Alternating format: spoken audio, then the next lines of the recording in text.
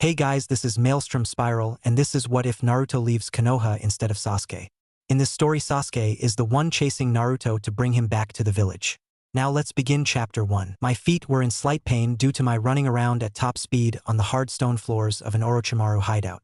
Intel said that Naruto was nearby, which meant that he was alive after all. My brother hadn't killed him. But why? Why would they want Naruto? Everybody had said they wanted him just for the fox inside him. But to take that out of him should have killed him. I burst through another door. It was empty. Damn it. Where are you? I shouted into the blackness ahead of me. The walls were covered in a strange semicircle of lines pattern. The flickering candlelight made their normally lavender coloring turn into an irritating orange. I sprinted down hallways, Sharingan activated, scanning for the slightest trace of chakra. I have come so far, I shouted. Then I heard an explosion. It was in the opposite direction that I had been running. I turned around and kept running. Eventually I saw light ahead and ran into it, not thinking. Captain Yamato was shielding his eyes from the sun and scanning what was now the top line of a cylindrical crater. Sai dropped an ANBU mask with a fox design. Could have been his for all I knew. Then I noticed that Sakura was staring up where Yamato was. Her eyes large.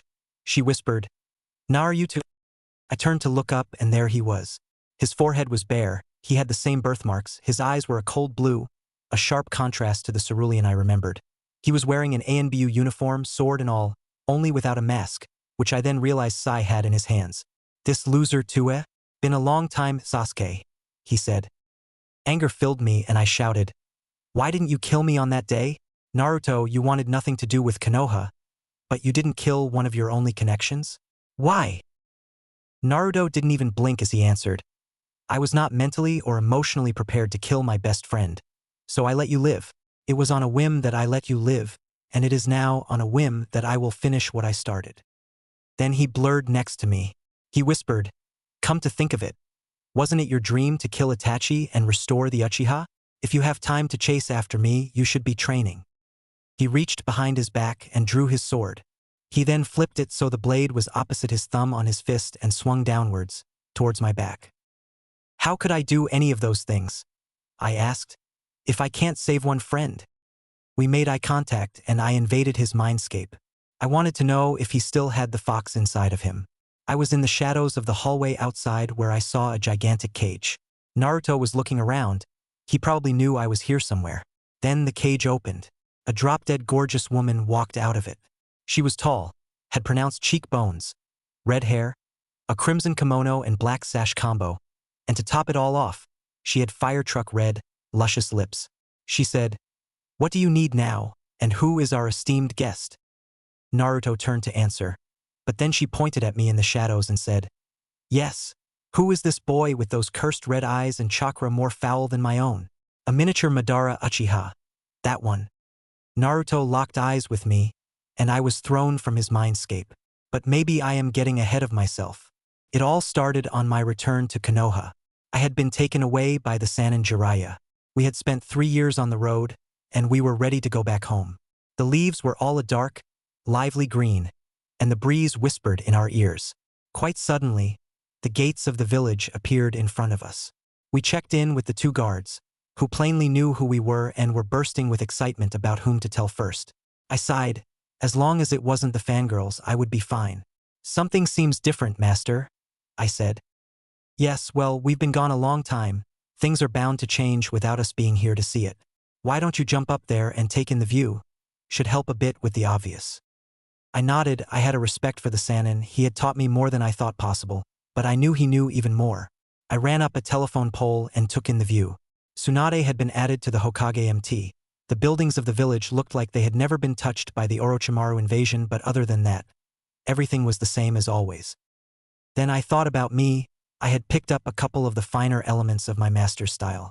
I had seals all over my body in discreet places for weapons for different occasions. I had the same shoes as him now, clogs, baggy pants, and a very Jiraiya-esque robe. My robe had the Uchiha crest on the back, was similar in pattern to Jiraiya, but where his was red and a green undershirt, mine had a black undershirt and a white robe. This was all under a belt so that I could just shrug off the sleeves if I needed to access my curse mark. My old headband had become ratty, so I had it replaced. It was now like a black sweatband with a metal Konoha plate. I didn't have to worry about tying it anymore. I jumped down and nodded to Jiraiya. He was right. Again. He was a self-proclaimed monster perv, but he was a smart monster perv if you asked me. I turned around towards the Hokage Tower and bumped into somebody. Yep, crowded streets are awesome, aren't they? I studied this person. It was a female. She wore a ton of red, pink, and black. Her headband was being worn in such a way to distract people's eyes away from her forehead, and she had bright pink hair. My fangirldar was blaring. Instincts kicked in. I wanted to hide and shiver, but I resisted. Instead of running away from the threat, I did not move and tried to glare it away. No cigar. She turned around, not even trying to hide her unholy rage. It was most definitely Sakura. Then she realized it was me and her mouth dropped and she blushed furiously. I wanted to go away, but then none other than Tsunade showed up.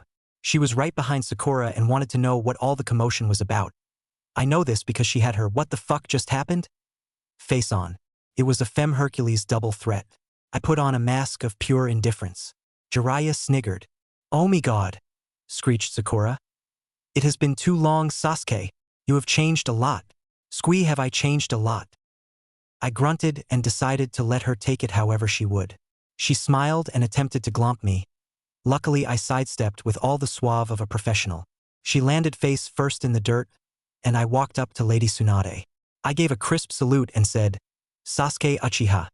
Reporting for duty after training trip with Lord Jiraiya." She nodded, and I couldn't tell if she was pleased or indifferent. Then she said, "Look, the fact is, since Team 7 is currently missing one member, we want to reassess your newly learned skills. There will be a test for you two tonight at sunset on Training Ground 3. I expect you to be punctual. You are taking on your sensei Kakashi." I felt as though all of my energy and anything bright in the world was ripped from me. Naruto was dead and gone because I couldn't save him, couldn't convince him. He had deserved better because he was a knucklehead and a dunce. But he had turned the tide of many battles, and he had spared me. But why had he spared me? He had been leaving, he wanted nothing to do with us in the village anymore.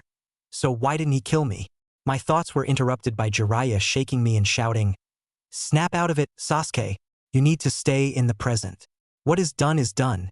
You cannot change the past." Then to Tsunade, "You should know that Naruto's name is taboo around these guys." Then I noticed that Sakura had fallen backwards and looked like she might become violently sick. I wrinkled my nose in disgust, but shook the feeling away. I waved to Jiraiya and left to go and clean my house. It had surely become dusty over the years away. When it was almost sunset, I made my way to the training ground, in my full gear with all my equipment on. I was ready for a party. Kakashi poofed to us and showed us two bells and said, "This time it is for real, two ninjas. Two bells, no rules, fight to kill me." I charged forward and then blurred behind him, but he blocked me and sent me flying. I landed painfully on the rocks in the river. I jumped up and formed a Chidori blade and attempted to stab him. It turned out he was a shadow clone. I activated my Sharingan and looked around. Nowhere on ground level, in the trees, in the sky, which only left underground. Sakura punched downwards to the earth and revealed Kakashi. He used a new jutsu to counter us. Water style, Great Water Dragon. A blob of water rose above the pond and formed a dragonoid shape. It hit Sakura into the river with me. I hadn't wanted to resort to this, so I took out the new book, Make Out, Tactics. He grabbed the book and looked down at the bells. He still had them. He looked up at me and began to thank me, but then I said, "The final plot twist to the story is that the main character is really..." Kakashi closed his eyes, covered his ears, and so we walked up to him and took the bells. It took him a moment to realize what had happened, and he seemed a little bit let down about something he equated to an addiction, I tell you. I humphed and Sakura giggled. Tsunade walked out of some shrubbery and was promptly followed by Jiraiya, Shizune, the village elders, and an old man whose face and right arm were covered in bandages and who walked with a cane. The elders began to clap. They were smiling appreciatively. Shizune joined in after a little and Tsunade said, "Excellent, you have most definitely improved. As expected from you guys, be in my office at 9 o'clock sharp for your mission. Get a good night's sleep, all three of you." I turned on my heel, gave Jiraiya a high five and went home and slept in my own bed for the first time in 3 years. I woke up at 7, I had always used to wake up then, but Jiraiya had me up and about at 5 usually, so I had really slept in. I had brushed my teeth, eaten breakfast, gotten dressed and was out the door by 8:30. I took a nice and relaxing walk to the tower, using my old shortcuts around known fangirl houses and avoided the main streets that Sakura would use. It was a good day. In the mission room, Kakashi and Sakura were already waiting for me, but I didn't say anything to them. I didn't really want to talk to Sakura, and to talk to Kakashi was going to invite Sakura to talk to me. Not worth it. Tsunade tossed a scroll to Kakashi, who read it and then gave it to me, a D rank. I tossed the scroll to Tsunade and said, "No, I am not doing that mission. It is too easy. I need something more challenging. How else am I going to get stronger?" "Do you know just to who you are speaking to?" she demanded, arching her eyebrow. "I demand a better mission." She was bereft of words and her veins started to pulse ominously. Sakura suddenly had me in a headlock and said to Tsunade, "He doesn't mean that. Really, we'll do anything you ask us to do, ma'am." Then to me, "Listen, Sasuke, I don't think you understand who it is you're messing with. She is scary when she is mad. Ask anybody. But when she is really ticked, she is scary beyond words.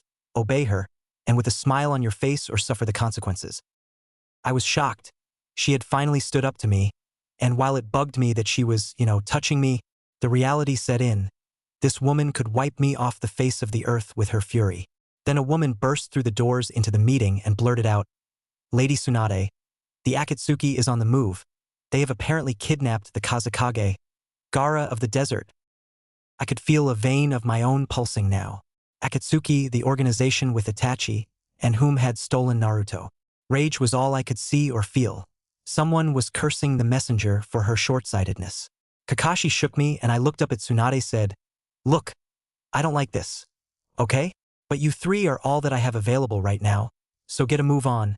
I will likely send backup as soon as I can. Got it?" I nodded and walked out of the room and out of the tower. Kakashi and Sakura were right behind me. We reached the gates. Temari was on her way out. Sakura told her what had happened and she was obviously troubled. So she was invited along. I started to run. And I didn't stop running until we were at the village hidden in the sand, or more commonly known as Suna. Kankuro had attempted to follow Gaara's captors, but he had been beaten soundly and then poisoned. So Sakura was put in charge of his recovery. Kakashi and I had to wait until that was sorted out, so I waited. Eventually a sand ninja introduced me to a woman known as Lady Chio. She was one of the best and would accompany us to save Gaara. 2 full days of waiting and nothing big happened. We did receive a message from Tsunade at the end of the 2nd day that said Team Guy was on its way, and on the morning of the 3rd day, we were allowed to set out. Kankuro had stolen a bit of clothing from one of the attackers, so Kakashi called Pakin out to lead us in the right direction.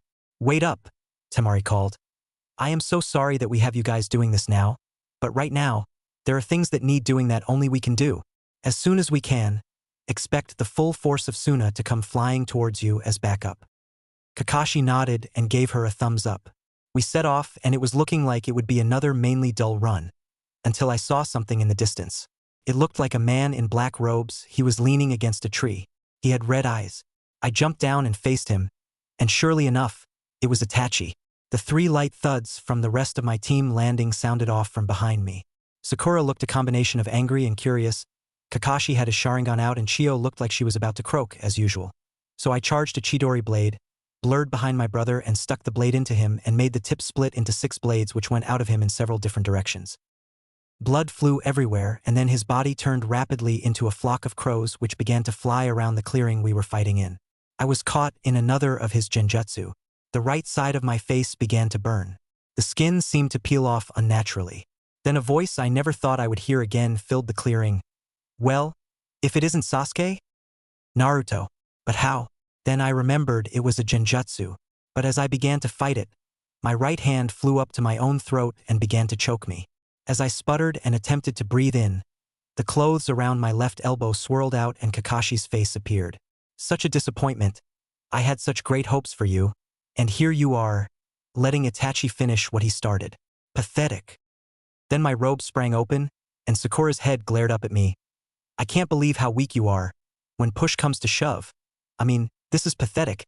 It is just like when you lost to Naruto, huh? I know this is a genjutsu. Naruto is dead. Kakashi might say things like that. But not to me, and Sakura is too much of a coward to really say that." I shouted somehow.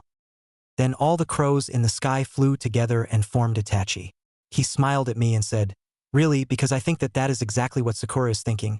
And Kakashi has changed, you can't really hope to know him, and what is the most funny is, I have to say, that you think Naruto is dead. You wouldn't let him live, you monster. Wrong, dear little brother. Wrong. I have trained him, even now, he sucks the tailed beast from the Kazekage. You have gotten stronger, but I wonder how much, you can't even break out of this genjutsu. I knew that he was lying, I knew that from personal experience. But I still wanted to believe it, and the only way to know the truth was to figure it out, so I molded my chakra and made it stop, canceling the genjutsu. I opened my eyes and glared at him and said, "How dare you say that to me? Naruto is dead. I know this to be a fact, and Hinata too. Don't disgrace their memories." Itachi smiled at me, like he knew something I didn't. Then Kakashi's radio sprung to life. "Is Team Kakashi anywhere nearby? This is Rock Lee, we need backup. Now we have engaged the enemy." Kakashi answered, "This is Kakashi? What is going on? Do you know who the enemy might be?" "This is going to sound crazy, but," Lee replied, "but, it is Hinata." It felt like somebody had forced the air out of my lungs. If Hinata was alive, then Naruto could very well be alive. Kakashi looked up and said, "It is time to end this game, Itachi." Then he poofed, and not like poofed to another location, but more like released a shadow clone. Then Kakashi exploded from underneath the ground and put a Chidori right to Itachi's stomach. Itachi flew into the air, where Kakashi seemed to be copying the moves of the primary lotus. Then, when Kakashi should have delivered a final kick downwards, he used another Chidori to send Itachi to the dirt. As Itachi laid there, amidst the rubble, his face melted off, to reveal another. Chio took a step forward and then said, "Wait, that is Yura. He is a jonin of the Sand Village. He has been on the council for over 5 years. That would mean that the Akatsuki could have spies in every village." I looked at Sakura, who said, "We need to let Tsunade know in the report.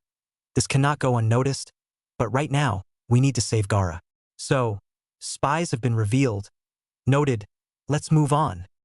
I nodded and Kakashi said, "Lee, can you tell us where you are?" "Yes," Lee answered. "We are at the dead center of Square A10 in Quadrant 3D of the Land of Winds." Kakashi looked to the east and said, "That is about half a mile away from us. We'll be there in 10 minutes. Kakashi jumped off into the nearby trees without another word.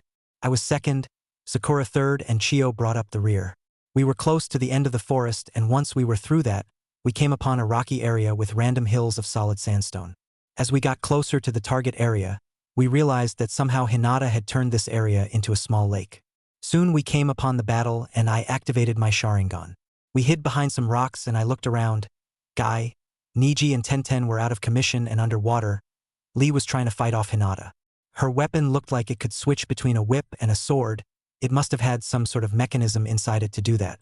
"Hey, Sakura, old lady," I said. "Guy, Niji, and Tenten are underwater, and by the looks of it, drowning. Shouldn't you help them out?" They went underwater and brought them to shore, and I waited for the Hinata to turn her back to our hiding spot. I dashed forward and stabbed her with my Chidori blade. Lee just about collapsed, and I picked Hinata up and brought her to the nearest rock outcropping. I laid her down and demanded, "Is Naruto still alive? Where is he?" She looked at me, right in the eyes, and laughed. It had a cheerful ring that should not have been on a dying person, so I assumed it was just like Itachi not half an hour ago. She turned her head to face the area where Sakura and Chio were healing Team Guy and asked, "So, how is Itachi? I haven't seen him in a few days." "It wasn't the real him, so I can assume this isn't the real you, but I thought it was worth a shot." Then she stuck out her tongue and the false face melted away. "Damn it!" I slammed my fist onto the nearby ground. Kakashi had walked over. If I had to guess, I would guess that if Hinata is still alive, then Naruto is still alive, and I have seen that jutsu before. The person using it has to be within about 50 miles, and Naruto and Hinata probably wouldn't be too far apart after training with the Akatsuki. They do, after all, travel in twos. Let's get going. They could be long gone soon if we don't go now. Sakura and Chio had patched up Team Guy pretty good, so we all went to the direction that Pakin had us go again. After another bit of silent running, we came upon a river, which was in the middle of a man-made canyon specifically for the river. Kakashi glanced at the river and identified a Shinto gate which marked the gateway for a natural cave. The cave had a boulder blocking the entrance, and the boulder was sealed there with what looked like a paper bomb. That is a 5-seal barrier. One seal is right in front of us, and the others are hidden somewhere around us. I turned to look at Niji right as Kakashi said, "Niji, if you would?" "I see them," he said. "One is on a rock 500 meters to the northeast, another on a tree by a river about 350 meters to the southeast. Then there is a small cliff wall about 650 meters to the northwest, and the last is in a wood, about 800 meters to the southwest of here. All right, they are all within radio distance. Niji will guide us straight to the talismans. My team is faster, we'll handle it, so hang tight until we touch base." Guy and his team scattered. Not a minute later I heard Guy say, "On the count of 3, 1, 2, 3. Kakashi ripped the seal off the boulder and Sakura dashed forward and punched it. Kakashi signaled for us to enter the room. I dashed in and looked around the cave. I saw a flash of yellow and then 2 men stood inside the cave. One was tall with blonde hair and odd blue eyes. He had his hair covering one eye. The second was short and his chakra seemed odd, like a ball in the center, and then it seemed to spiderweb out from that to the rest of his body. Normally I just saw a blob of color for a person's chakra with my Sharingan. But he was different. I shook the feeling off and saw the tall one tossing a key in his hand up and down. He said, You're Itachi's kid brother, aren't you?" "Those red eyes," said the other. "Must be." "Where did you put Gaara?" I demanded, and I let my curse mark progress to the first stage. "And where the hell is Naruto? Hey, are you deaf? Where is he?" The tall one tossed a key up and down and said, "The Kazekage is behind this big door here, and he might be alive for now, but not for long, I am afraid. And Itachi's apprentice. He isn't here, just missed him, I know where he went, but, like I would tell you." Then the tall one made a few hand signs and a gigantic white bird appeared out of nowhere. He hopped onto said bird and flew out of the cave shouting back at his partner, "I will take care of the Uchiha and you take the leftovers, deal?" I ran after him, it might have been a trap, but I wanted answers. He headed north, so I followed him. Kakashi was quite soon right next to me. He said, "Hey Sasuke, this guy appears to fight at the long range, and I have a plan. I found out he uses explosions from the people who saw the fight with Gaara above the village. He uses bombs. I think I know how to beat him, so calm down. We'll get our answers." He made a tiger seal and covered his left eye. For maybe 5 minutes he poured chakra into that eye and then he lowered his hand and looked at me. It was the Mangekyo Sharingan. It looked different than Itachi's. That meant that it could be just a thing that changes from eye to eye, but it could also mean that different Uchiha got different types of eyes with possibly different powers. "How?" I asked him. "That is a story for another time and place, but I only recently realized how to turn it on. How I obtained it is an old story. Right now, let's see how this works. If I find an opening, I am taking it, so don't hit me with whatever you're planning." Kakashi nodded and then looked up at our target. The air and sky around him seemed to wrap around him, and then twist and disappear. Deidara realized this and jolted to his right just in time that the main focus of Kakashi's new jutsu nailed his left arm at the elbow. His arm seemed to get a huge chunk abruptly taken out. His forearm and hand fell down onto solid ground. His bird veered to the right and out of the canyon. Kakashi shot again and this time missed entirely. That meant that this thing took some time to aim, which could not be done well while moving, but I saw my shot. I took my sword out and jumped high into the air and cut off a wing of the Akatsuki agent's bird. He crashed into a tree and hit every branch on the way down. He rolled over just in time to see me fly down and kick him farther into the dirt. He spat out blood upwards at me. I unsheathed my sword, put the tip at his throat and demanded, "Where is Naruto?" Then his face turned white and the rest of his body slowly afterwards. It was a substitution. I started to look around for any trace of chakra. I quickly realized that this guy was now talking to Kakashi. I ran around them and attacked from his behind with a normal Chidori right through the heart. This was another clay substitution. I threw it down off me and looked around. He wasn't anywhere I could see. Then Guy called in on the radio, "Hey, we got this clown, he has some sort of key we have taken from him. Is it to anything important?" "Where are you guys?" Kakashi asked. "About 300 meters directly north of you. Why?" Guy asked. I was already going that direction when he had said, "Why?" The Akatsuki was sitting on his ass, apparently restrained next to his gigantic bird. He saw us and smiled. He jumped up and bit down on his clay bird, chewed and swallowed. I had heard that he had used explosive clay, and he used a ton of earth signs while fighting, so I dashed up to him and shouted, "Lighting style, Chidori, 1,000 birds." I shoved my hand right into his mouth to try to stop the explosion. I jumped back just in case and he continued to bulge up and explode anyway. But right before it should have rapidly expanded, it disappeared, leaving absolutely nothing. I turned around and there was Kakashi and his new Sharingan. I could only stare in shock as he fell over backwards due to exhaustion. Guy picked him up and put an arm around his shoulder. I'll take him back to Suna for now, you worry about getting the Kazekage. I nodded, grabbed the key that Lee had in his hand and ran back to the Akatsuki hideout. There was a ton of rubble from the battle between Sakura, Chiyo, and the other Akatsuki agent. Sakura was staring at a single puppet in what I realized were what looked like at least 100 broken puppets. The locked door and room were still intact, so I ran over to it and shoved the key in the lock and twisted. The key snapped, but the door opened. Gaara fell out of it, he had been propped up against the door. I grabbed his wrist and felt for a pulse. Nothing. Chiyo limped over to where I was kneeling and saw Gaara and asked, "So, he's dead?" "Yes, this mission has been a failure," I choked out. Sakura darted over and checked his pulse, twitched and then formed green chakra around her fists and laid her hands flat on the dead man's chest. "What are you doing?" I asked. "He's dead, medical ninjutsu won't help him." "Not dead," she responded. "He is only mostly dead. He has been put into a death-like state." Gaara's eyes jolted open. He sat up so fast that he hit Sakura's head with his chest and he shouted, "Naruto, you shouldn't do this." "You've seen Naruto?" I shouted. He looked around him, identified me, looked at my headband and said, "Need to calm down breathing." He calmed himself down and then said, "Naruto was ordered to take the tailed beast out of me. He did it and I didn't die. We got to talk for a bit in his mindscape while he did it. He is not a fully fledged member of the Akatsuki yet. He needs to get a ring from one of the current members. He said that is the only way he could save all the others. The other hosts. Is that why he joined the Akatsuki? To save the other Jinchuriki?" Sakura asked. "Could be," Gaara responded. "He said he could save all the prevent all the hosts from dying if he unsealed the beasts. He told me the only reason he was allowed to unseal me was because the leader wanted to see if the way Naruto unsealed the beasts was faster. What day is it?" "The first Sunday after you were captured. Then the other hosts will die in the process of taking away their beasts." Didn't tell me anything else, besides that he was going to kill to get Orochimaru's ring. He told me that he had 2 Akatsuki spies that knew where Orochimaru was, one going to the bridge of heaven and earth in a month and the other would go to I can't remember. He wanted me to tell somebody from Konoha. One of the Sannin, I think called him Pervy Sage, said he needed to talk to him. "I am fading fast. I am going to sleep now."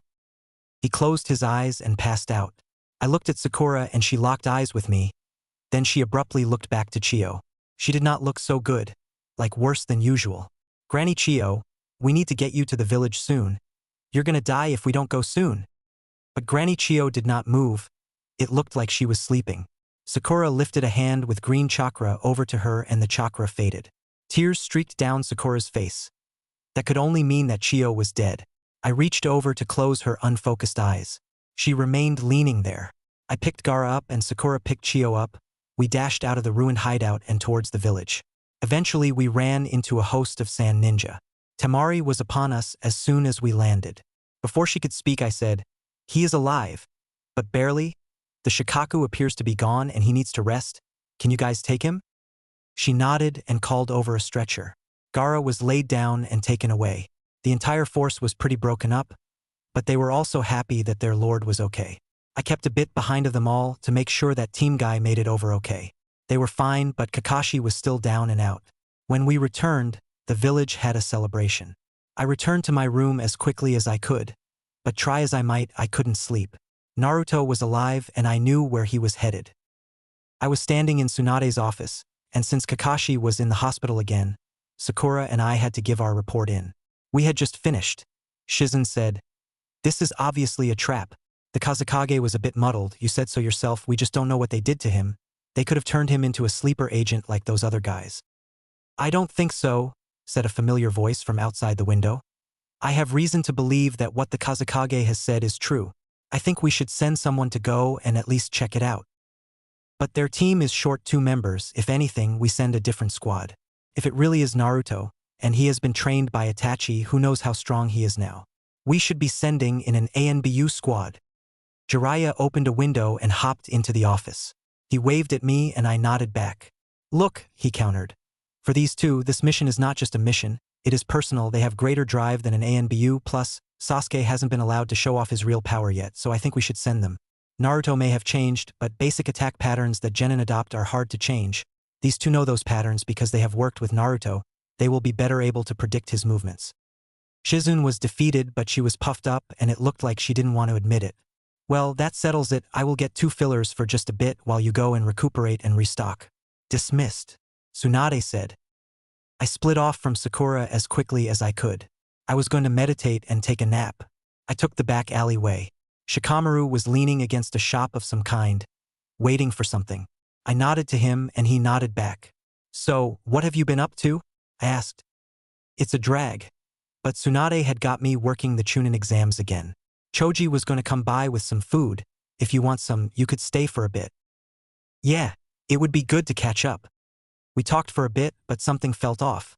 Somebody was watching us. I glanced around with my Sharingan as subtly as I could. Some guy was sitting on a nearby roof watching us. I looked up and then nodded my head in his direction, making sure to make it look like I was cracking my neck. Shikamaru caught it, and he narrowed his eyes and said, Don't recognize him, leaf headband, so he should be on our side. I'll keep an eye on him. Just then Choji walked up. Oh wow, is that you, Sasuke?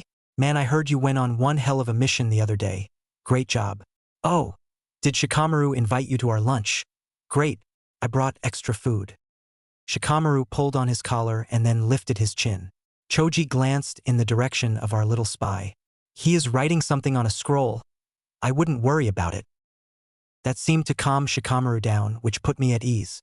Just then, a cartoonish lion jumped down behind Shikamaru and Choji. I threw a lighting-charged kunai at it and ink splattered all over the place. Shikamaru tackled me to the ground and Choji punched another lion and strangled another, causing even more ink to go every which direction. I turned and saw that a near-constant stream on lions was jumping out of that guy's scroll. I dashed in his direction, and I saw Shikamaru's shadow right on my heels. This kind of guy you captured and then turned in to the torture people. I drew my sword and jumped up to attack him, but he easily deflected it. He had a short ANBU sword. Could this guy really have been in the ANBU? He said, Well, the last of the Uchiha. I do wonder though, do you even have balls? I hadn't been that mad in a long time. I shot my Chidori blade at him, but he jumped up into the air and disappeared in a swirl of black ink. I sheathed my sword and looked back to Shikamaru and Choji. They looked just as bewildered as I felt. Then Sakura came running and said, Hey, Sasuke. They got our new teammates ready for us. Hurry up, we're late. She pissed me off in so many ways. I don't even have words to describe my hatred. I nodded and came along, although reluctantly. Tsunade was waiting for us on the top of the Hokage Tower. She said, Okay, now that Sasuke is here, these two will be your new teammates. This is Sai and this is Yamato. The guy named Yamato waved and the other guy was that lunatic from before. Hey, what is this guy's deal? He smiled in an irritating way and said, Sorry, I just wanted to see if I would have to come to the rescue of the baby Uchiha. What did you say? Sasuke, we have to work with this guy. Cool it, Sakura said. And you, that wasn't cool either. Oh, Sai replied, but I like ugly girls like you. I had to hold her back from murdering that oblivious jackass. Yamato said, Hey, look, just go and grab your stuff and meet me by the gate when you're ready. He disappeared and so did Sai. Why does that guy have to replace Naruto? We would be better off without him. Yeah, he is very different, Sakura said. But he isn't worse and that mouth of his kind of remind me of Naruto a bit. HN. Not at all. Naruto was a ton more fun. Oh. I let some real emotion slip. This could be disastrous. But Sakura just smiled knowingly and said, You're right.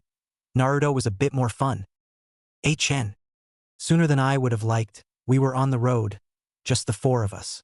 Sai irritated me, he just ground my gears. I don't know how to explain it. It was probably that fake smile that subconsciously reminded me of Naruto. We don't need you. If you were to turn around and go home now, I wouldn't blame you, 'cause Yamato doesn't know you, but Sakura and I already hate you. Look, I don't have anything against you. This is just the mission. Quit being so emotional, Sai responded. You know what? We'd probably be better off without you. Now, that is no way to talk to a teammate, Sasuke. Yamato said, Calm down. No, he is not one of us. Even on his best days, all this clown could ever hope to be is a Naruto wannabe. He will never be our teammate. Fine by me, replied Sai. The last person I would want to be compared to is some traitorous failure who went to Itachi, a mass murderer, just to gain power. How dare you? I whispered, my entire body cold with hate. Sakura put her hand in front of me and said, regardless of your opinion, you do not know Sasuke or Naruto? So keep your trap shut. But Sasuke doesn't know you all that well, and that does not excuse his behavior either. So please, forgive him. Like I said, fine by me. Really? Oh good. Sakura dashed up and punched him right in the kisser. I don't care if you forgive me or not.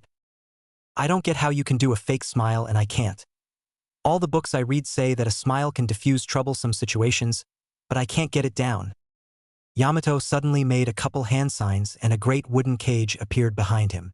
Took me a second to register it, but how in the world did he use wooden ninjutsu? Makta ninjutsu was the signature technique of the first Hokage, but nobody had been capable of it since him. He opened his eyes and said, here are your choices. You will all get locked up in this cage reacquainting yourself with the word, teamwork, or we can spend a day at a relaxing hot spring. I am more for the kind and gentle approach, but I am not against the more draconian methods of teaching. Half an hour later, Sai, Yamato and I were sitting in a hot spring together. Over my training trip with Jiraiya, I had spent a ton of time in hot springs and this was a pretty good one. At first I was against these little forays we would have, but as time went on, a bit of the monster perv rubbed off on me, and I came to really appreciate a fine female figure. Ah, this is a much better way to bond. Don't you think, Sasuke? Yamato had his scary face on, and while I didn't think it was all that impressive, he thought it was. I humphed and let him take it as he would. He was apparently pleased with that answer because he got out of the hot spring and said something about that being enough for him. That was when I felt the towel hiding my privates from the rest of the world slip away from my waist. Sai had it in his hand and he said, what do you know, you do have balls. I nailed him right in his and shouted, okay, give me back my towel, and if you mention my balls even one more time, we are going to have serious issues, do you understand? I heard girly giggles coming from the other side of the barrier separating the hot spring sections from each other. I remembered the invisibility jutsu that Jiraiya had taught me, and I prepared for some professional research. I made the tiger hand sign and then Yamato said, oh wait, Sasuke, before I go, let me tell you a story of your master, Lord Jiraiya. A very long time ago, when he was just a boy, he came this close to his death, having broken 6 ribs, both arms, and having several ruptured internal organs. The reason? Supposedly, Lady Tsunade caught him doing precisely what you are about to attempt to do now, so think carefully, what would Sakura do in the same situation? I gulped. I had known Sakura to be able to raise hell before her training with Tsunade, but with her new strength, she would kill me before I had much chance to react, so I stayed back. The next day, I saw that Sakura was looking at something in Sai's hands. It was a drawing notebook. Sai was just telling her, honestly, when I try to give them titles, nothing good comes to mind. The right words escape me, so I don't name them at all. Is that why you are the way you are? Sai just smiled that fake smile back at me, and it made me mad at him all over again. So I said, that's it. I hate you. But that is just it, Sasuke. I don't feel anything at all towards you. I am a member of the Foundation. I don't have feelings. Sakura picked up a book and said, how can you not feel anything and draw so much? That is mine and I don't show it to other people. Sai snatched it from her hands. It is my brother's. So, how many times a day does he want to kill you? He doesn't, he can't. I seriously doubt that. He's dead. Yeah, you're pretty messed up, I get it, I said. But you're not the only one to have lost family. Naruto is one of the last people I consider my family left, and I will do anything to save him, even team up with you. I just don't get it, Sai said as we walked off to join Yamato. The next day was the allotted time to meet with the spy from Orochimaru's village. A man was waiting for us on the bridge, in full cloak and jacket, completely concealed. Yamato was in a full Sasori disguise. We waited, and when they started to talk we got a peek under the hood. It was none other than Kabuto. I started to check for other chakras behind him. I saw one more behind him. It was pure white and it felt familiar, and dark. My jaw dropped, it couldn't be. Could it? Sakura touched my arm and said, what? Orochimaru is here, I whispered. Sakura's jaw dropped. The same guy who had attacked Konoha all those years ago during the Chunin exam had returned, and Naruto was nowhere to be found. I quickly summoned a toad. He was the kind that could swallow me up and move me somewhere else covertly. I reached out to him and he shot out his tongue and swallowed me whole. I need you to get me behind Orochimaru, to a point where he can't see me, and do it quietly and as quickly as possible. I shouted to him from inside. I was jostled around a bit as we moved, but eventually he opened his mouth again, so I started with my hand and I pulled myself out. Orochimaru had joined Kabuto on the bridge. Yamato's cover had been blown, and he gave the signal for us to come forward. Sakura and Sai shot forward, but I chose a different approach. I let my shirt fall down around my waist and I activated my curse seal. I had to bring out the big guns right from the get-go. Orochimaru made to make a move, so I teleported over there with a poof and shouted, "Chidori Stream!"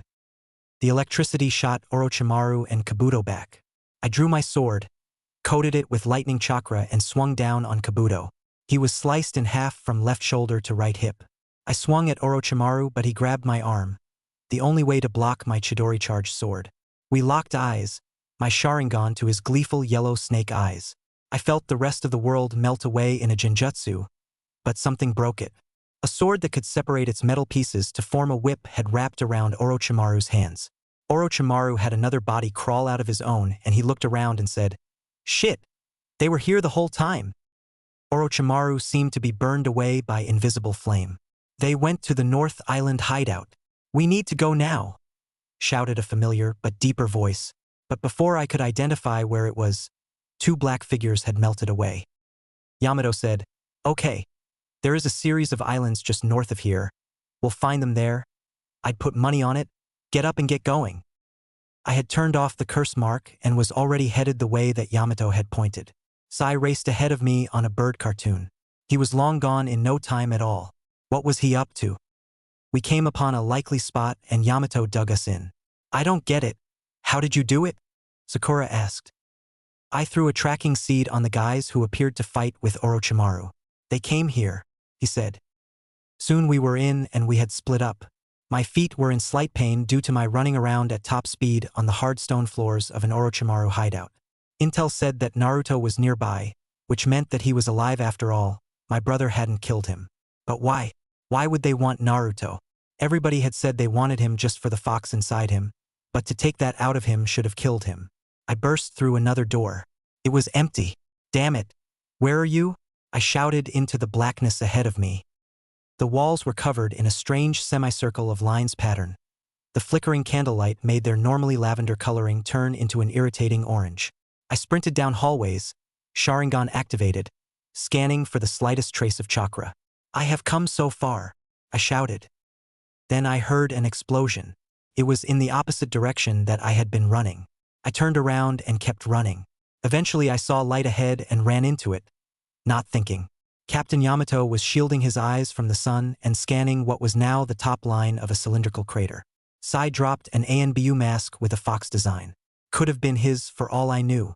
Then I noticed that Sakura was staring up where Yamato was, her eyes large.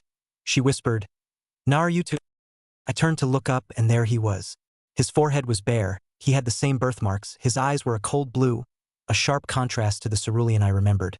He was wearing an ANBU uniform, sword and all, only without a mask, which I then realized Sai had in his hands. "This loser too, Been a long time, Sasuke," he said. Anger filled me and I shouted, "Why didn't you kill me on that day? Naruto, you wanted nothing to do with Konoha, but you didn't kill one of your only connections? Why?" Naruto didn't even blink as he answered, "I was not mentally or emotionally prepared to kill my best friend, so I let you live. It was on a whim that I let you live, and it is now on a whim that I will finish what I started." Then he blurred next to me.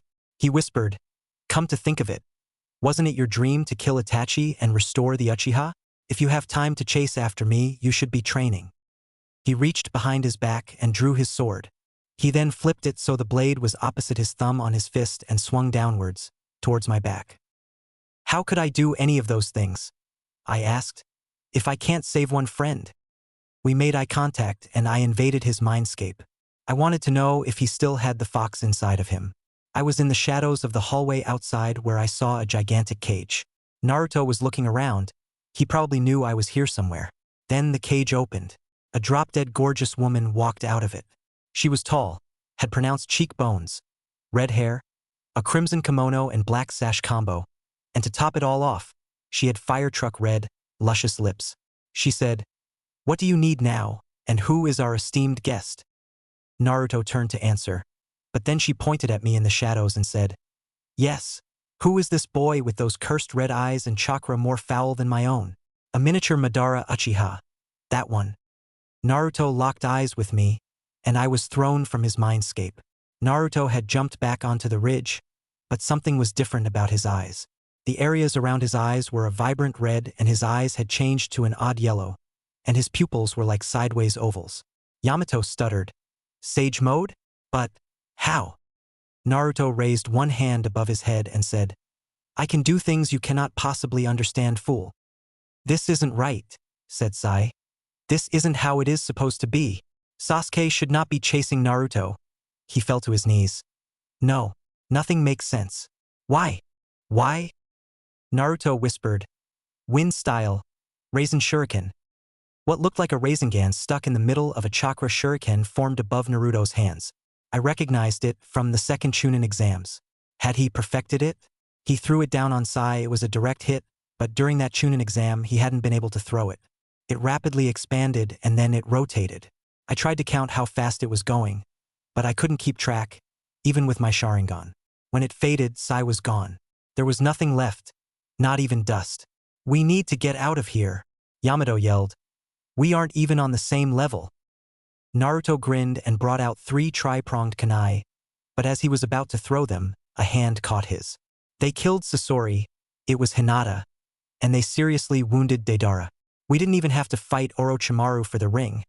We don't need to make an even bigger scene by using that jutsu. Naruto said, "That is weak excuse to not kill them here and now. Let's go." "Fine." Naruto grabbed her hand and they disappeared in a flash of yellow. Sakura fell to her knees and cried. Yamato began to look for anything left of Sai, but I wanted to see Orochimaru. He might know where they went. So I ran into the hideout. He was in a room laying in bed. I looked at him and he sent me into a genjutsu once again. Gray matter made up the floor, and darkness served as both walls and ceilings. A lump rose up from the floor. It formed a humanoid figure with the face of Orochimaru. "This is my body transfer technique. I am going to get my hands on those red eyes." The floor began to swallow me. I calmly released my curse seal and I took control of that shadow realm. The jutsu backfired and I absorbed him and his chakra.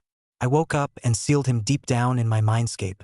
I walked out of the room and found Sakura had not moved and Yamato was shaking his head at the crater where we had seen Sai die. "Crying isn't going to make Sai come back," I said to Sakura. "We need to go back to the village." She nodded and we got up and left. We reported back to the village. After the mission review, Tsunade closed her eyes and leaned back into her chair.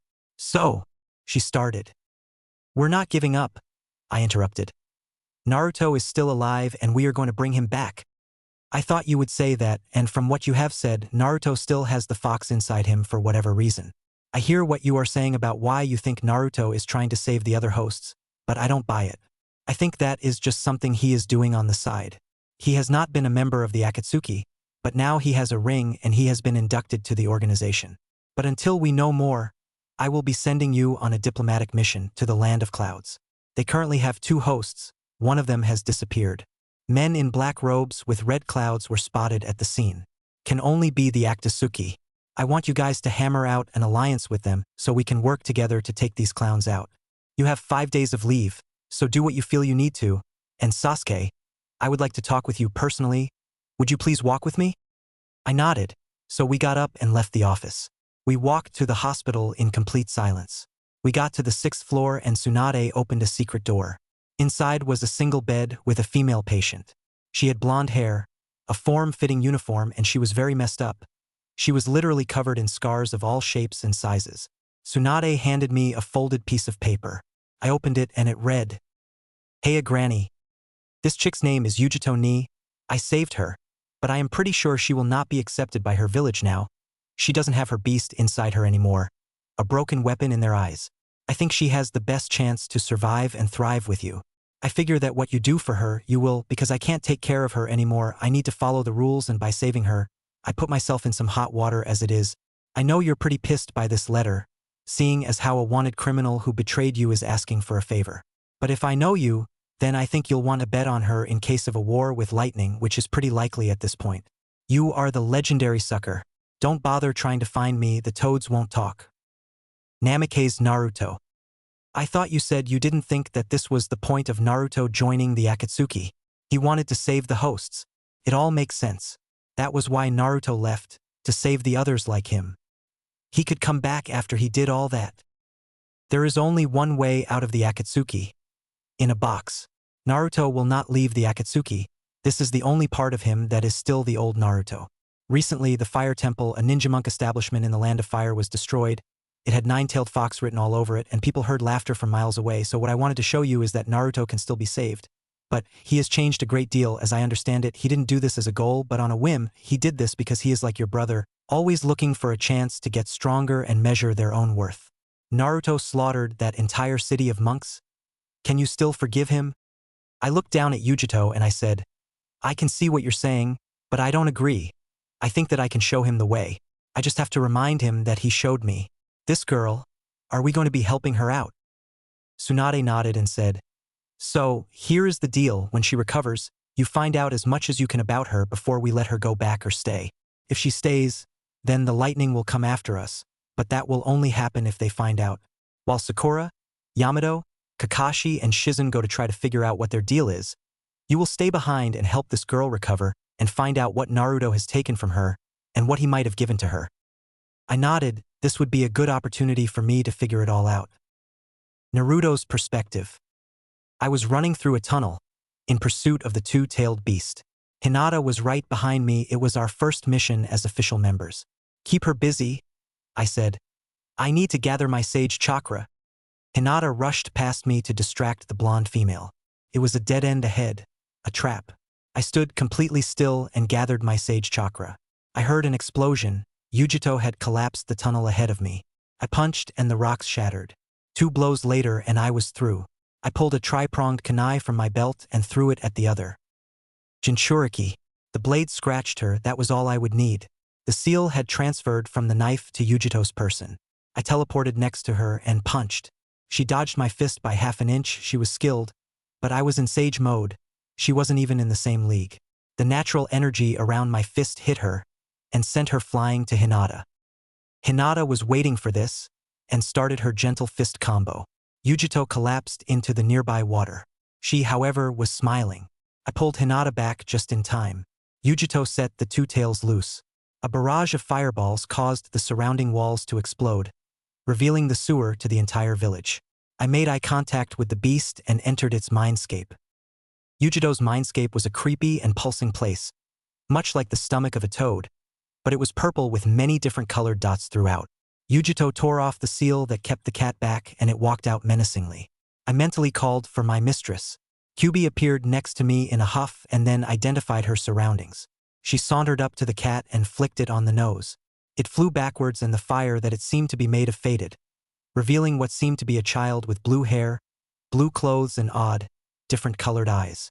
Most tailed beasts, for one reason or another, had been messed up by someone mentally, turning them into a monster. The 2 tails had been driven into insanity young, it seemed. Q patted its head and then sent me out of the mindscape. Yujito was staring up at me in amazement, and I hit the back of her neck, knocking her out cold. Now that Yujito had destroyed the seal, the removal was all too easy, and done quickly. We need to get out of here, Hinata notified. There are 3 battalions of lightning ninja headed our way. I nodded and hurled Yujito over my shoulder. I grabbed Hinata and we teleported away in a flash of yellow light. The leader awaited us back at the hideout. He looked over at us and said, "Very good. You took her down very quickly? She is still alive, I presume?" I nodded, and the leader's face visibly relaxed. I hurled Yujito to the ground and the statue was summoned. I leapt up to my assigned spot and started to donate chakra to the leader's jutsu. Because of the beast's state, it took no longer than an hour to remove it. After the jutsu was completed, I picked up Yujito and brought her to my chamber. Hinata followed me. We set her down on my bed, and I sighed. "So, what are we going to do with her?" Hinata asked. "There are a few options available to us," I responded. We could send her back to her village. They would have no use for a broken weapon. We both know how that Raikage guy thinks. Then what do you suggest? Well, you know how Master Itachi is sick? Duh. I rolled my eyes and said, look, what I am getting to is that he has planned out how he is going to die, to the smallest detail, and he sort of let me in on the plan. He has measures to pull the strings of everybody else to put everyone in the exact place he wants. Maybe we should start planning for the future too. I agree. But what could this empty shell of a ninja do for us? She provides us a way out of the Akatsuki should we fail our mission and somehow survive. Ah, we were trying to help the hosts. Clever. This is kind of sudden. Do you really think that we'll not be able to pull it off? No, I think we'll pull it off. It is just that, so far, I have heard 3 people come up with a way to ensure peace. Pervy Sage said peace will come through understanding one another. Itachi said that peace will come through individual sacrifice. And I was listening to the leader once a couple years ago. He thinks that peace will be brought about through fear and an understanding of true pain. I am not sure which one is the true path to peace. It is more likely that we'll be wrong before we're right. You're a regular ray of sunshine, aren't you?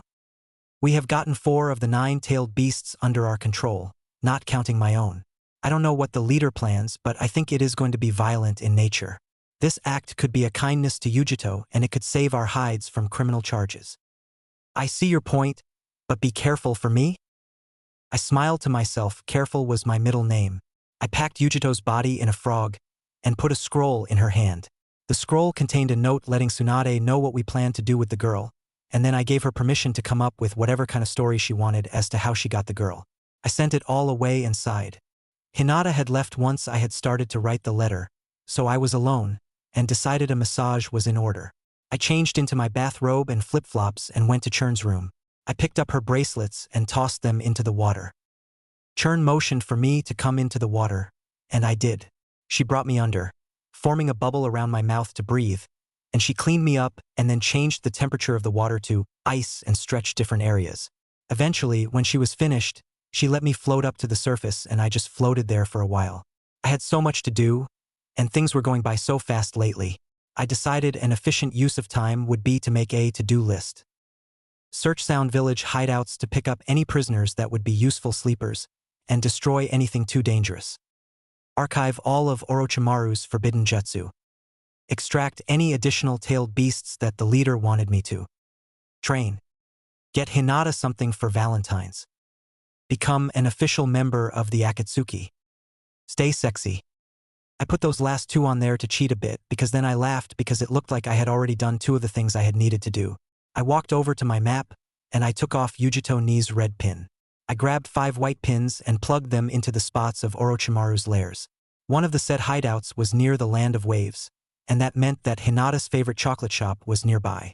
I put on my mesh shirt, my overshirt, compression shorts, pants, ANBU armor, sheathed my sword and pulled on my Akatsuki robes.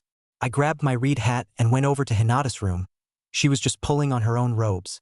I nodded to her and she rushed out to follow me. It was quite the walk, and since we didn't want to attract any unwanted attention, we just walked through as slow as any pedestrians. Eventually we came upon the Land of Waves, and in the morning fog, we left the land and started to walk on the water to the island hideout. The place was contained by a gigantic steel door, locked and rusted shut. Hinata made short work of it and we walked in. It was a prison. Hinata was the one who knew the sleeper jutsu, so she hand-picked her favorites and we released the others. Eventually I came upon the jutsu library and started to systematically take and log them. Leader would be pleased. Once I was done, Hinata burst into the room, dragging a redhead by the hair. That looks like it hurts, I remarked. I hope it does. What did she do? She has been keeping these people here. They thought Orochimaru was still alive.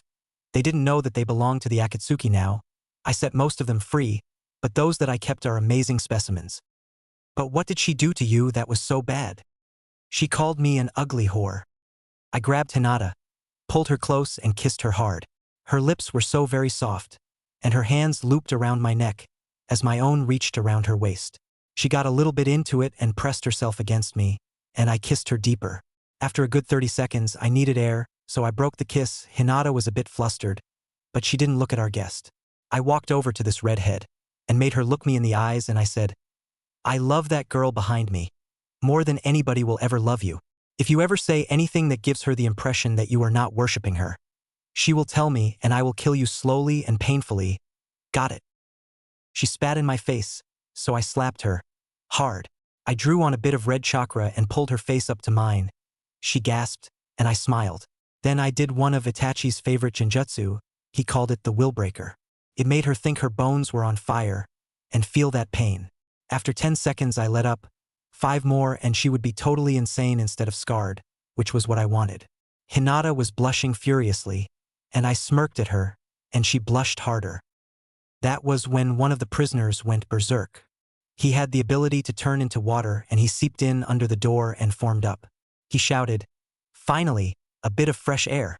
Karen, I thought you'd be here. I have come to pay you back, you see, for all the experiments you have performed on me. Payback is a bitch." He turned himself into water and proceeded to drown the girl. I looked over at Hinata and saw that she had an evil glint in her eye. I got out of the way. She was about to make this poor sap her slave. The guy finished killing that cretin and faced us. Hinata flew through some hand signs and then formed a chakra needle from her index finger, and then jammed said needle into the guy's forehead. His eyes glazed over and he was hers. "His name is Suigetsu," she told me. "He was trained to use the shinobi swords. I can use him. The blade of flickering splendor, he will use it. It was a thoughtful gift, but a tad bit too big for me to use. It'll suit him just fine." "Okay, cool, whatever makes you happy," I responded.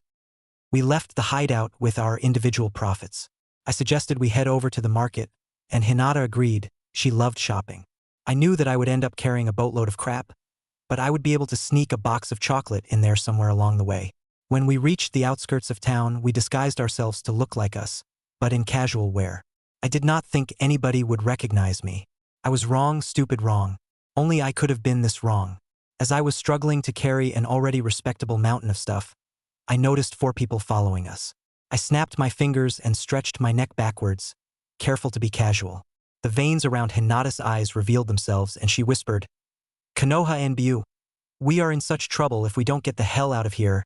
Like, now." I could drop this stuff and run, but escape would be unlikely. I could seal it in a scroll and fight them, but that would send only more ANBU later.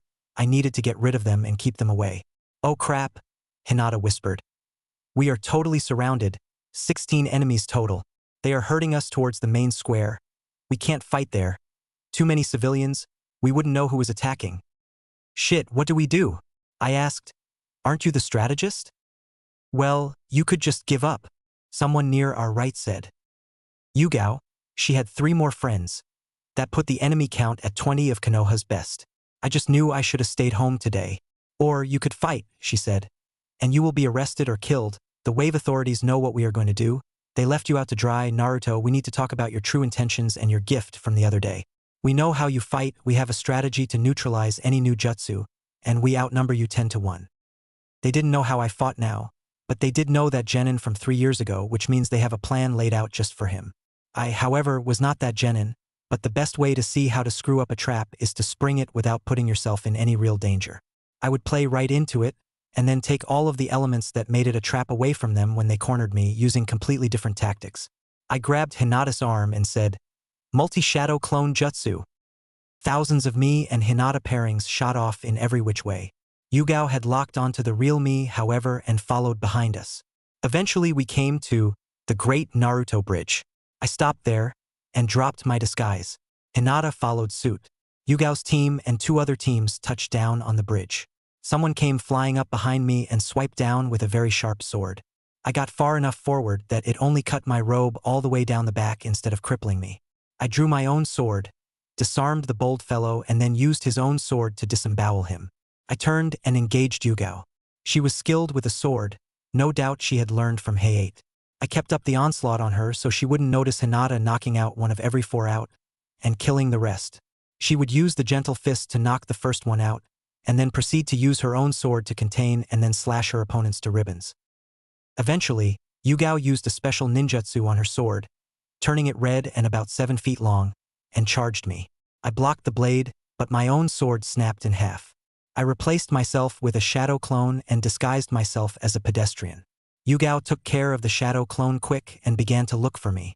I grabbed a tri-pronged kunai and threw it at her. She caught it and her eyes widened. I formed a Rasengan and teleported next to her. As I shoved the ball of chakra into her torso, I shouted, "Flying Thunder God Rasengan combo." Yugao flew backwards and spun until she smacked heavily onto a metal pillar.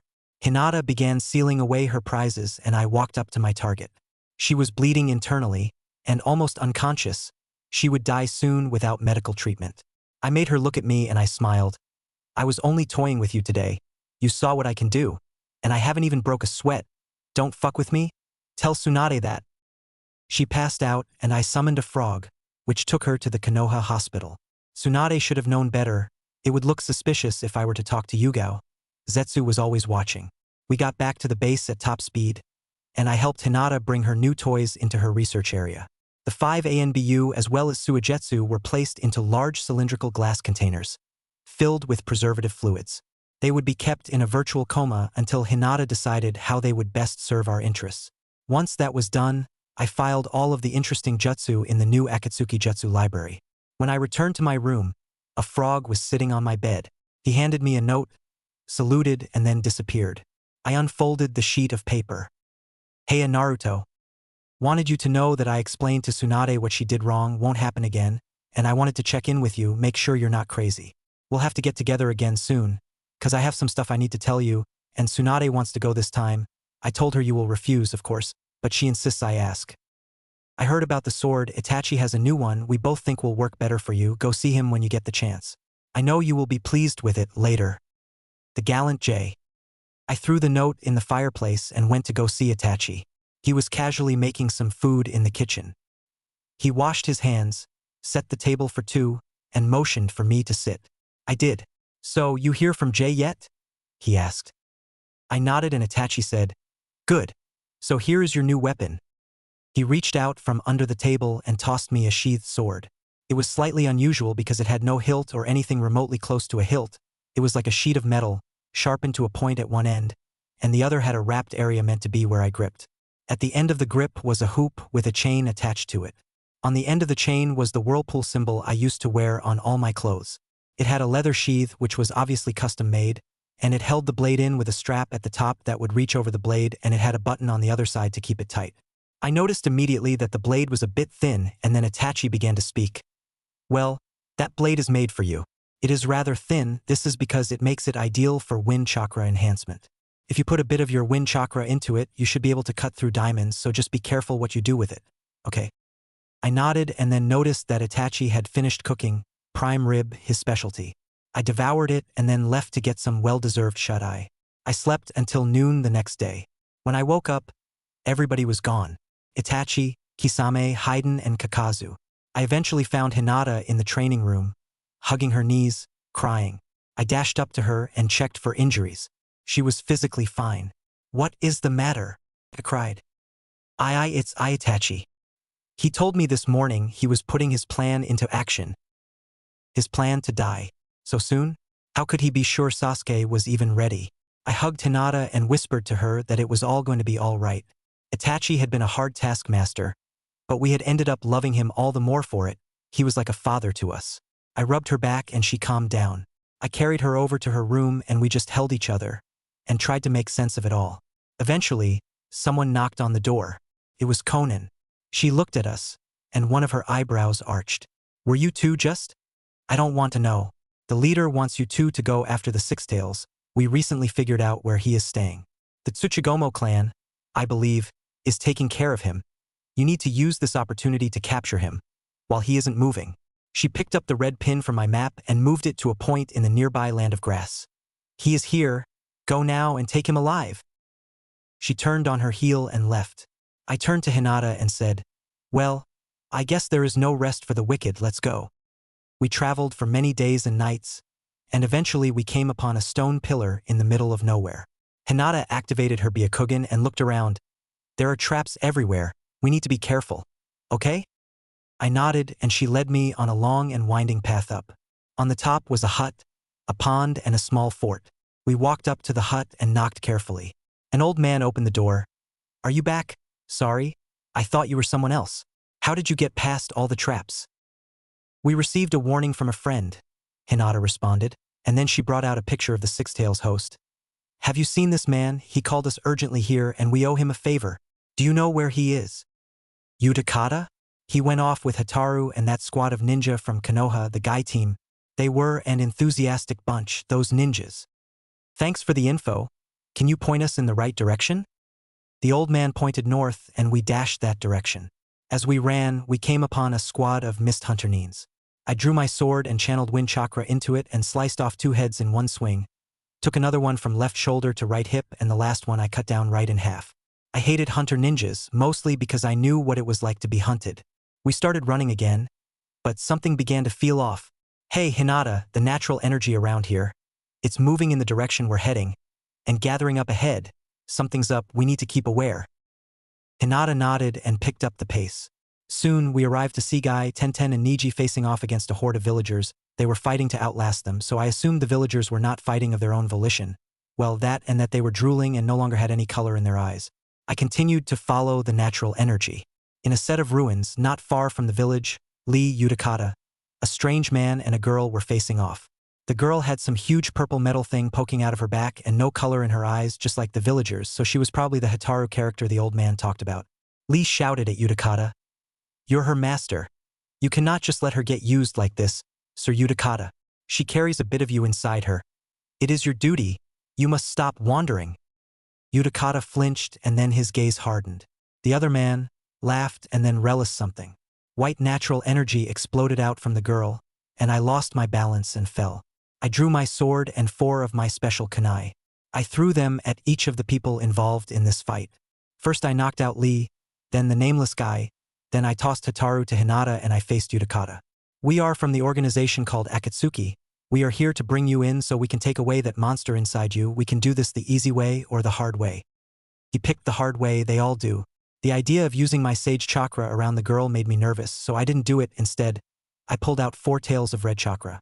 I shouted, "Tailed Beast version 2. I was in complete control of the chakra that usually would act of its own accord. I had gained the ability to control my mistress's chakra over time. Now I was a pro. The guy's eyes widened, and I charged up and shot the beam attack that comes naturally to tailed beasts. Utakata had gotten just barely out of the way, but the rubble above him fell down and landed on his legs. He struggled to break free, but it didn't work. I walked over to him and smacked his head with the ring on the end of my sword.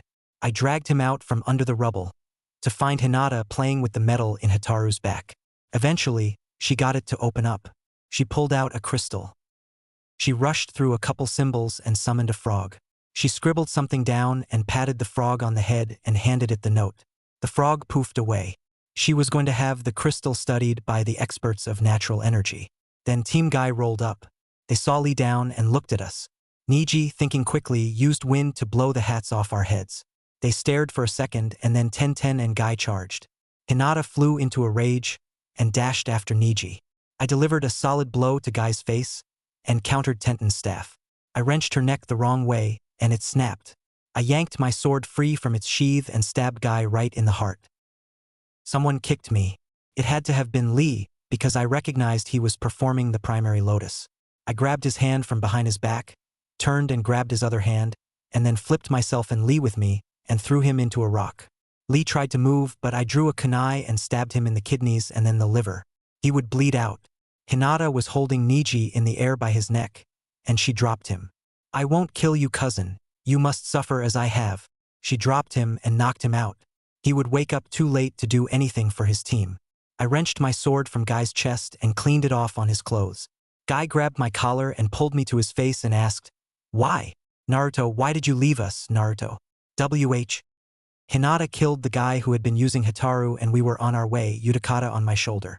We left Hataru on the ground, the only other survivor besides Niji. We stole the beast from Utakata and I secretly took him back to where we had left Hataru. She was still there, crying, so I dropped into the clearing. She saw me and Utakata, and I dropped him on the floor. I turned and ran away full tilt.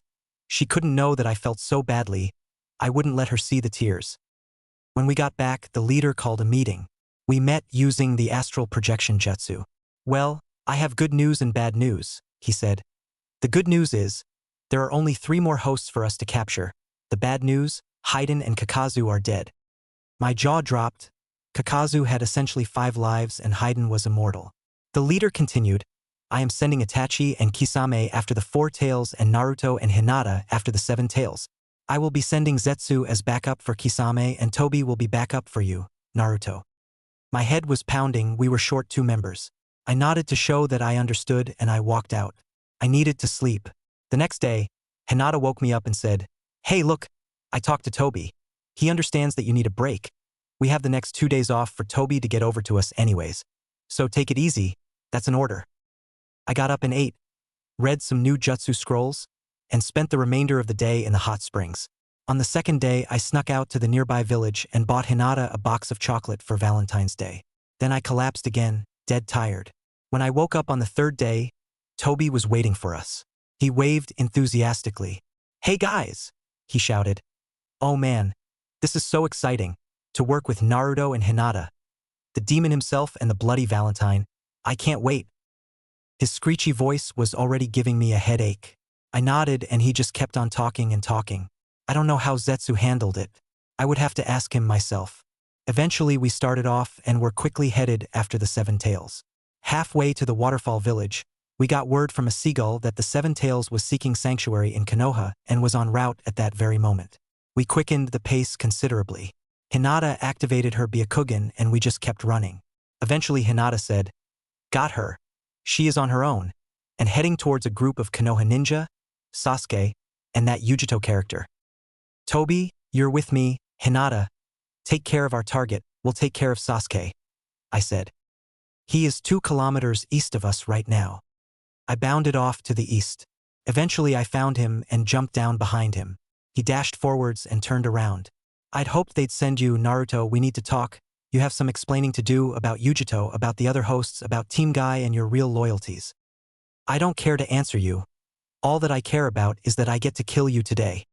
If I did, then Itachi wouldn't have to die for no good reason. Sasuke wasn't worthy of Itachi. And Itachi would be mad at me, but he would be alive. I drew my sword. Sasuke's perspective. Yujito was a blonde, attractive female ninja, with quite the attitude. She was extremely independent and wanted nothing to do with me. Probably the reason I thought she was so alluring. But she and I were assigned to work together. So I had checked in on her every day while she recovered from her battle with Naruto. Whenever I asked her about the battle, she nearly had a panic attack, and from what I gathered from her past, she was a battle-hardened veteran, which meant that Naruto had probably toyed with her and then punched in the reality of the difference in power. One day, as I went to check in on her, she was dressed in her lightning shinobi wear, waiting. I noticed that she wasn't wearing her lightning headband, but she wasn't wearing a Konoha one either. She looked up at me, her cool, blue eyes, and I immediately felt the force of her personality. I'm ready to train now, she said. Your Lady Hokage cleared me, let's head out to the training ground. I nodded and we walked to the grounds. A new Genin team was going through some basic teamwork missions together against their master. It was Konohamaru's squad. It reminded me of Naruto, and those days we had spent together, that while I hadn't enjoyed them then, I looked back on them with a certain amount of fondness. Yujito saw me stop and looked on to the exercise. So, she said, what is the significance of this? Don't tell me I have to start here as a genin. No, I said. My first squad used to do this exact drill. It was me, Sakura, Kakashi, and Naruto. She flinched when I said his name, and then she turned to me and said, he was on your team. Oh, that explains why. I was going to ask you why you cared so much about that guy. He's my best friend. Was. Is. He went rogue. So have you. You don't know the first thing about Naruto. I know he nearly killed me. That is enough to hate someone in my book. I didn't say anything because she didn't get it. She couldn't possibly have understood. She hadn't known him before he'd snapped. I could try to show her, so I pulled out a picture, an old one, with a smiling Naruto, myself grimacing. I hate photos. Sakura smiling and Kakashi smiling above it all. Yujito looked at it, and I handed it to her as I said, when I think of Naruto, this is the guy who I think of. Yujito looked wary, then pulled out a scroll and several colored pencils. She drew amazingly fast, and showed me a picture of a man with a shock of blonde hair, evil ice blue, vertical slit eyes, Akatsuki robes, 3 tri-pronged kunai in his right hand and a Rasengan in the other. He didn't quite have fangs, but his teeth were unnaturally sharp and there was a maniacal smile on his face. This is the creature that I think of when I hear the name Naruto. I took the scroll and said, "Do you mind if I show this picture to the ANBU? They'll change the picture in the bingo book." She shook her head and I sent the scroll along using a toad. We finally got to a nice open space and I turned to her. "So, I have been instructed to teach you a certain jutsu. I have been feeling your chakra while you recovered, so I know that you are a lightning type and you have a great amount of chakra, even without the two tails. I am going to teach you how to use my own ultimate jutsu, Kirin, the thunderclap. So, first I will demonstrate on that nearby tree." "Okay." Yujito nodded and sat down. I looked up. There weren't many clouds in the sky. That would change soon. I blazed through the hand signs for the first, shouted, "Fire style, dragon flame jutsu." I shot 3 giant dragon-shaped fireballs into the sky. Clouds formed. I put a bit of lightning chakra into my hand, and the lightning form of Kirin peeked out of the clouds. I brought my hand down and Kirin flashed down and struck the tree, disintegrating it. I looked over at Yujito and she was in awe. I offered her my hand and I said, "Okay, so the first step is fire. Do you know any fire ninjutsu?" She shook her head numbly as she took my hand and I pulled her up to her feet. I was aching from doing that jutsu, so I made sure to walk slowly. I lead her to the bridge where I had learned my first fire move, and I showed her the hand signs and displayed, "Fire style, grand fireball jutsu." The fireball was maybe 7 feet in diameter, and normally I could have done better, but I was tired. Yujito went through the signs and tried the jutsu, but only smoke emerged from her mouth. I nodded and said, "Try again. Put more passion into it. The only way it will work." "What? You're the most stoic person I know. How can you tell me to put passion into something?" "I am very passionate about certain things." "Does that make you a pyro?" I ignored her and motioned for her to repeat her effort. She sent out sparks the second try and progressed slowly along. We started at noon, and at 6 she had a small globe of fire. I insisted we stop to find her somewhere to stay. She obliged, albeit reluctantly. She was stubborn. I liked her. We checked in at nearly 5 apartment complexes, but no cigar. Eventually Yujito stopped me and pointed over to a building nearby. It was 3 stories of small apartments, the top floor with a handmade balcony outside its door. "You don't want to live there," I warned her. "Why not?" she asked. "Because nobody lives there anymore. Nobody wants to." "Why, it looks perfectly good. That is where Naruto used to live." Yujito eyed me in surprise and jumped over to see it. I walked over and she was playing with the doorknob. I opened it and the door creaked open. Dust covered the place and I walked in, but I confess it felt like I was walking into a crypt. I found the bedroom. It was pretty neat if covered in dust. On the bed was a picture in a picture frame. I picked it up. It was the old picture of Team 7. I noticed that there were spots with less dust on them than others.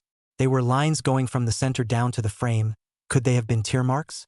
I fell to my knees and I felt my grief wash over me. Yujito walked in and said, "How can you call yourself a man when you are so out of control?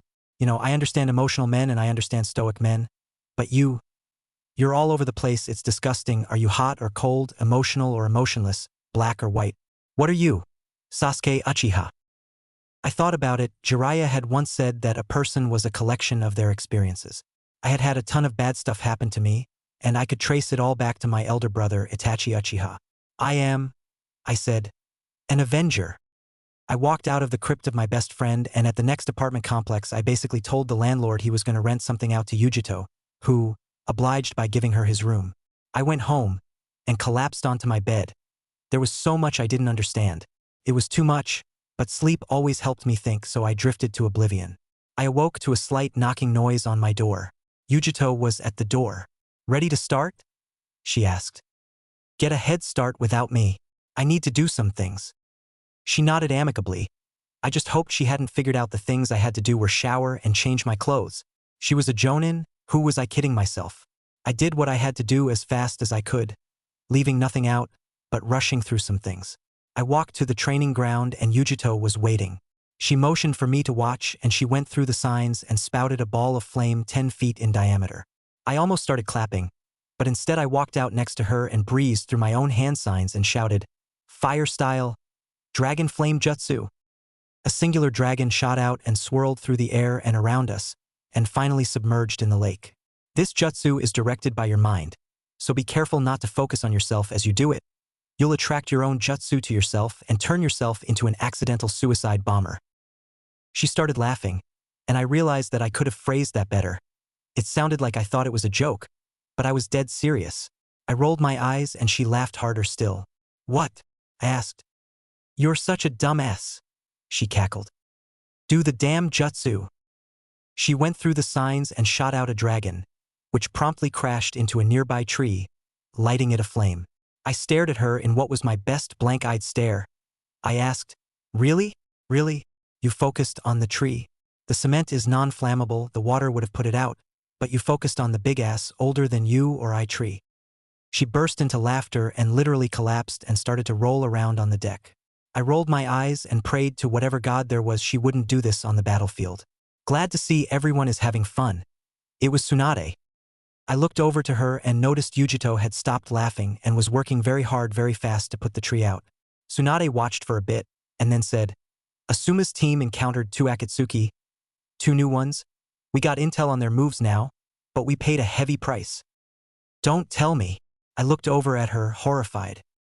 Asuma died. I was shocked he was going to have a baby in 4 months. Oh shit. What about Kurenai? Has anybody told her yet? No, Shikamaru volunteered, so maybe she does know now, but I haven't told her yet. So, you want me to step this process up? Precisely. Oh shit. Shit. I cursed. That won't be easy. I can train her to use it in 3 days, but to use in combat is totally different from in training. I can tell you that much. Shitey shit. In 3 days the response team leaves without you, so be ready or get left behind. Yujito was standing behind and to my right. Did you catch all that? I asked. She nodded and then turned around and started practicing. Her dragons were too small to do much damage. I egged her on and by the end of the day, she had a nice-sized jutsu ready to go. I told her to try to get 2 out at once and she barely did it, and they were pretty small. So I went and got food and soldier pills and we ate and she fueled up again so she could keep going into the night. By midnight she could shoot 5 in one volley, fully sized. I sent her home to sleep and I caught a few hours as well. In the morning we went down again, but this time I explained how to attract the real lightning from the sky. It was like making your hand into an lightning rod and then redirecting the lightning bolt's trajectory to your opponent. She got the concept, but it would only take 1 shot for mastery, so I shot 25 dragons into the air and artificial thunderheads formed over Konoha. Yujito brought her hand up into the air and she called Kirin forth. Then she directed its fury towards the lake. Kirin flashed down and destroyed the entire lake. Nothing was left. It was totally evaporated and the sand below had turned to mere scorched earth. Yujito collapsed from the effort, but she understood the power of this move. I could see it in her eyes. I let her rest for the rest of the day while I went to Asuma's funeral. I hadn't known him very well, but he was a good man and a great ninja. Shikamaru was pretty broken up and Kurenai wouldn't stop crying. On the next day, I found that Tsunade had sent Shikamaru's squad plus Kakashi out ahead of us. The second squad would be me, Sakura, Yamato, and Yujito. We went all out to catch up to them. It took us most of the day to catch up to them, but eventually we found Kakashi cornered, Choji and Ino trying to fend off what looked like possessed surgical threads. Notice Kakashi was specifically trying to avoid not only the crazy dude who was obviously Akatsuki, but also avoiding 2 huge monsters made out of the possessed surgical thread. Yamato and Sakura jumped in to save Ino and Choji, while I charged my sword with Chidori and sliced down the crazy man's back. I was very careful to hit his heart and other vitals. He collapsed and Kakashi pushed me off my feet and away from the body. He shouted, "The monsters will keep him alive. Kill them too. Sakura, Blondie, go help Shikamaru. He's to the west of here, and fighting the other one solo." Yamato kept guard over Ino and Choji while I destroyed one creature with one well-timed strike and then lit the other one on fire. Kakashi collapsed onto a nearby tree and looked to be still slightly under the weather. I looked at Yamato and we headed over to the west to check up on Shikamaru too. He had it covered quite nicely, however. He was alone, standing over a pile of rubble, which this opponent was presumable under. He was coughing, but trying to smoke a cigarette just like Asuma always used to do. We locked eyes and he nodded, a cool and collected mask, but I could tell he was just about ripped to shreds on the inside. We all went back to make sure that Ino and Choji were still okay. They weren't. They were pretty badly mauled and a person in Akatsuki robes stood over them. The person removed their hat to reveal long, black hair. She turned around and there was Hinata Hyuga, her hand seemingly petting a dinosaur-like creature made of lightning. "Ah!" Here come the people we were looking for. Silverbolt. I blurred over to her and got my fingers around her throat. I picked her up and began to choke her. Where are Itachi and Naruto? I demanded. She brought her right index finger to her face and pulled her eyelid down and extended her tongue out her mouth and poofed away. I found that something was still in my hand though. It was that lightning creature. Turns out, the creature actually was made of lightning. I felt over 10,000 volts of electricity go through my hand and then the rest of my body, and I flew back 20 feet into a dead tree behind me. I saw my hand was burnt to the extreme and colors were flashing in front of my eyes. I heard the sounds of battle.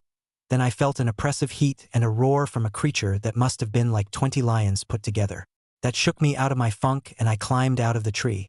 As I regained my balance, I felt fingers wrap around my throat. Hinata lifted me into the air and said, "Funny. Is this familiar to you two? Have we done this before?" "Oh yes we have, but the positions were reversed, weren't they? Don't turn into lightning on me now, okay?" "What a gentleman." She was smiling as she said those things in a powerful and confident voice, which was terrifying in its own ways. I activated my Sharingan and Hinata activated her Byakugan. "Really?" she asked me. "That's all you've got?" Itachi wanted me to find out how far you'd progressed and here you are, pathetic eyes and trying to cast a genjutsu that wouldn't fool Genin. Such a disappointment, and Itachi wanted to meet up with you at one of the old Uchiha hideouts in a month. Talk about old times, I'd imagine. But you're just not strong enough, which is why he asked me to do this to you, just in case. Her eyes swirled and left the image of Itachi's Mangekyo mixed in and then totally dominated her eyes. I was trapped in the nightmare realm, Tsukuyomi. I relived the destruction of the Uchiha and then failing to capture Naruto, and then I got to see a picture of Naruto in the middle of a fight against some random Konoha and Bu. He destroyed them and left only the leader barely alive. She dropped me and I collapsed. I heard the roar of that animal again and the flapping of wings. But then there was nothing.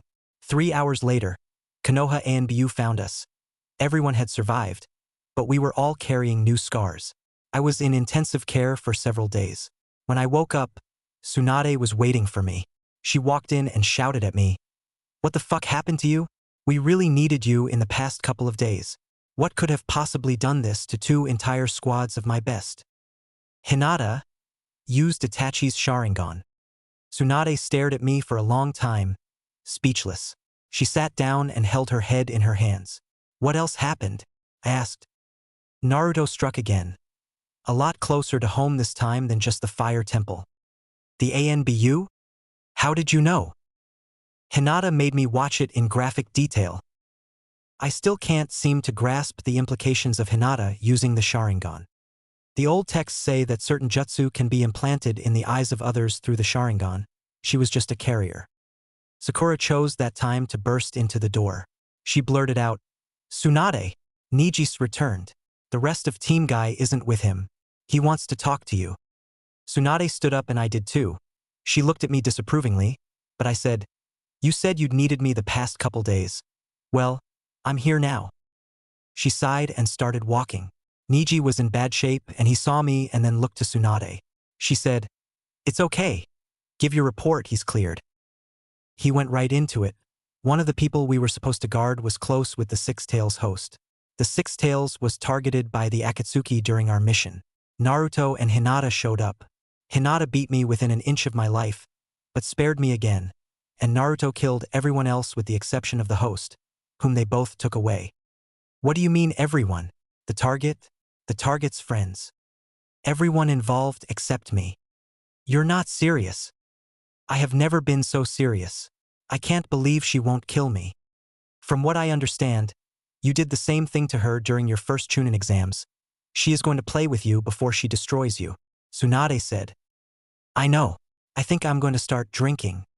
He walked out of the room and Tsunade sent Sakura to tail him. I was speechless. "Whose side is he on?" I asked. "Is he on ours? The hosts? The Akatsukis? Is he just so nuts that he is just killing people? What is going on with you, Naruto?" I shouted at him, and I knew he wasn't there, but I hoped he could feel it, my pain, my confusion, and my building hatred for these games. Tsunade looked at me and said, "You know, the only thing I can see as a way to figure it all out is to beat it out of someone. We know where Itachi is going to be in 2 days. It's time to go after him, Sasuke. You're ready." I nodded and I steadied myself. I had to pick my team. Tsunade said, "I'll have a team ready tomorrow morning. Rest until then." I went home and I tried, but to no avail, sleep escaped me. The next morning, a gigantic team was waiting at the gates. Kakashi, Yamato, Sakura, Yujito, Shino, Kiba, and his sister Hana. I looked them over and I said, "Our mission is to find, interrogate, and kill Itachi Uchiha. He is in one of the Uchiha hideouts right about now. Let's go." Kakashi summoned his dogs and we all split up, each group going to an Uchiha base. Eventually I stopped running to rest and I heard leaves rustle behind me. I turned and saw Naruto. "We need to talk, Naruto," I said, "about what you're doing and about your true allegiances." He mumbled something and drew his sword. He touched his blade and wind chakra filled it and extended its blade. He blurred behind me and swept it down.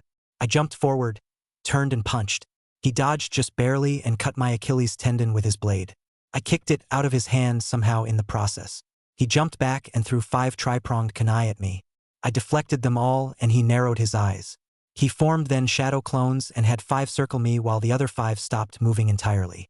Red rings formed around his eyes and he dispelled his clones and opened his eyes to reveal yellow irises and horizontal oval pupils. He punched at me and I felt it even though he missed. He punched at me and hit this time, and I felt like I had gotten hit by a freight train. When I opened my eyes, he was standing over me, looking down. He had his sword and it was at my neck. He had beaten me utterly. It was beyond irritating.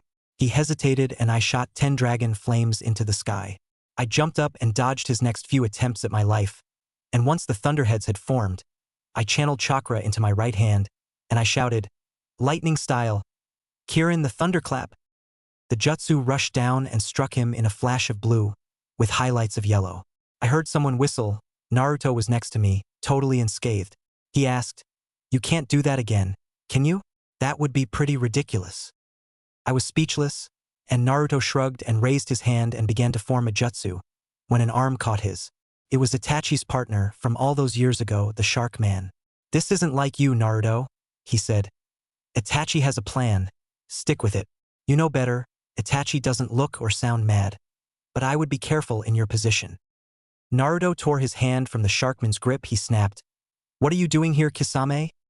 Kisame rolled his eyes and said, "Preventing you from doing what you were going to do a second ago. And the leader wants to see you. After all, Hinata caught the 7 tails only minutes ago. You go, I'll deal with Itachi's little brother." "Don't talk about me like I'm not here," I shouted, and Kisame looked at me with a very scary smile. It sent chills down my spine. Kisame said, "Oh, I won't hurt you. Itachi made special care to ask me not to. Oh, and before I forget, Naruto." Naruto looked at him. "I would make sure you put out that fire on your robe." "Oh, fuck!" he shouted and tore off his robes. Underneath he wore a similar outfit to the one he had always worn, but instead of blue, there was black. He stomped on his robes and took off. Kisame threw me over his shoulder and took me away from the battle site. He found the Konoha camp and tossed me down by the campfire. Everyone stared and Kisame poofed away. Sakura set to healing me immediately and I didn't make eye contact with anybody else there. They were all fine, not a scratch on them, but I had gotten my ass handed to me, yet again.